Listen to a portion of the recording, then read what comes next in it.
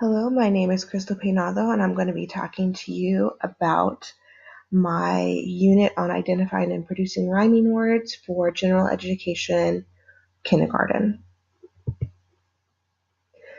This is a student work that influenced my instructional decisions. I have 19 students in my Reading Flex class. My Reading Flex class is a group that is made up of students that all have the same academic reading ability. So that's why I have students from various kindergarten classrooms. The district assessment that they're working to pass is to identify if 5 different pairs of words rhyme or if they do not rhyme. And then the second part of the assessment is being able to provide or produce a rhyming word that rhymes with the CVC word that I give them. So on the left-hand side, we see the 5 pairs of words that they're working to decide if they rhyme or they do not rhyme. And then we also see the 5 words that we use where the students are prompted from those words to generate a rhyming word. So if we look at their diagnostic scores, we see that producing rhyming words is pretty low. We have students with 0s and 1s, and identifying rhyming words is pretty high. We still have a couple 0s in there, but it's not something that's super concerning. These are my student-centered learning goals. In the green, that is my learning goal that I used for identifying rhyming words in a couple different lessons, like in lesson 1. So the number of attempts for this could be varied within the lesson. So if you look at the end, it says for 2 out of 2 attempts. And this is something that would change depending on what kind of assessment I'm doing. The 2 out of 2 attempts is something that I would use as like in the form of exit questions at the end of the reading block. I would ask kids to say if 2 words rhyme or if they do not rhyme. And I would ask that for 2 different pairs. And so it's something really fast that I could do. But I could change this up if I had time to run a longer assessment. So that's nice being able to change how many attempts I want to do. I decided to have a goal for identifying rhyming words because I wanted to scaffold the lesson to be able to have the kids get a more well-rounded instruction for producing rhyming words. So I'm kind of solidifying the foundation so that producing rhyming words will be easier for them. In the blue, that is my producing rhyming words goal, and it's the unit goal. So we see by the end of quarter 3, which is in 2 weeks, the students should be able to say a word that rhymes with the word that I say for 4 out of 5 attempts. So 4 out of 5 is what the district says that they need to be able to do. 4 out of 5 is 80%. So although I would like to see 100% of the students get 100% of the attempts, 4 out of 5 is what we're aiming for. These are some of my instructional decisions. One is that I've already kind of touched on is that I decided to use rhyming words as scaffolding lessons to teach producing rhyming words. So as I was providing the rhyming word lessons, I was thinking ahead, thinking, okay, well, I'm going to need to use these skills to help my students produce rhyming words. And so that really, I think, improved the quality of my instruction for identifying rhyming words. I also needed to maximize whole group instruction time. Our reading block takes the form of center time. So we do kind of small group centers for about an hour. And so that leaves my whole group instruction time for about like 30 minutes. So I need to make sure that my lesson pace is quick so that way the students can get to their centers. And a way that I did this was not allowing students to pick quiet students every time. So in the past, I had let students who had worked up at the smart board pick the student who was going to go next, but I was losing a lot of transitional time in there. The 10 seconds that kids were using to pick another student, it was just taking a lot of time when I kind of looked at it from within that entire 30-minute increment. I realized that I was losing several instructional minutes.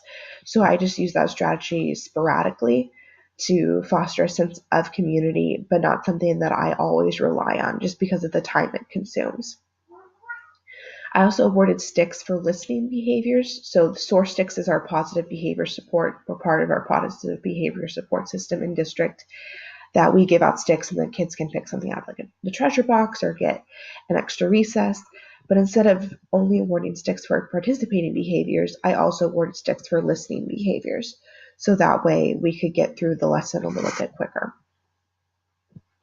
Additionally, I presented and engaged the students in multiple mediums during my lessons, which was prompted by the UDL format. I utilized games and worksheets, puzzles, and I had the students physically manipulate words, especially towards the end when we were working on producing words and focusing a little bit more on word families. And we also used songs. So that way, as I'm presenting information in the greatest number of mediums, I'm also reaching the greatest number of students.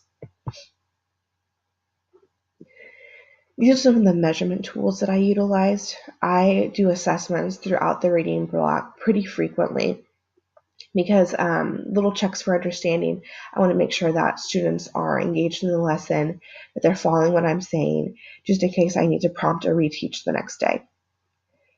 So I would do centers, and during centers, I would have the students complete worksheets, which you'll see in a couple slides.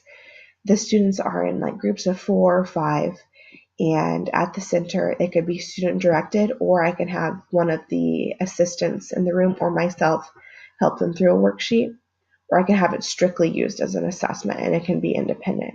So this is something that I could change up. Like I've also mentioned there, I do exit questions at the end of the reading block occasionally. I also like to observe during center time and whole group time to see what kids are looking at other students, the ones who feel unsure. And then for a more formal assessment, I pull individuals aside and I try and ask them several different pairs of rhyming words, or ask them to produce several different rhyming words, just to see where we're at with that, especially if I've noticed that those were kids who were looking at other kids who just seemed kind of lost and confused, who needed a lot of help during the worksheet, who needed prompting during exit questions. Those are kids that I want to make sure I run a lot of assessments with. Here's an example of some of the worksheets that I had mentioned. I have an identifying rhyming words worksheet on the left. So we see we need to circle what words rhyme with fox, fox, box, clocks. My students were able to do pretty well on that since we were already pretty strong identifying rhyming words going into this unit that I created. On the right-hand side, we see another worksheet that I used towards the end. So this has the scaffolding kind of built into it, like I kind of structured my lesson around, where we have identifying rhyming words as a skill we're working on initially, but then at the end we have a producing rhyming words component. So we see they need to produce a word that rhymes with rug, and this person chose bug, and they needed to produce a rhyming word with sit, and this person chose hit. So that scaffolding is built right into the worksheet. This is the result of my instruction. 4 out of 5 is a passing score, remember. For identifying rhyming words for the diagnostic assessment, I had 79% of my students pass. And after the unit was complete, we had 100% of students be able to identify if words rhymed or if they did not rhyme. For producing rhyming words, for the diagnostic assessment, it was only 63% of my students that were able to do that successfully. And then after this Module 7 unit, I scored them and they were able to do 89%. Except my goal is for them to be able to do that after quarter 3 is complete, and so I still have 2 more weeks to increase my 89% to 100%. So I still believe that my instruction was successful. What I learned for this process is that students should be able to identify their learning goal. It makes them more responsible for their own learning during the process.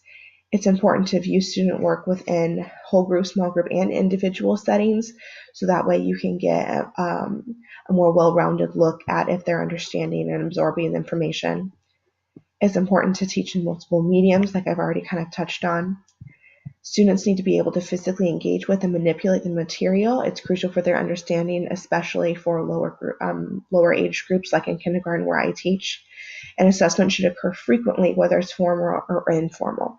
So that way students and teachers know if they're understanding and absorbing the material. Thank you for taking a look at my rhyming unit for kindergarten.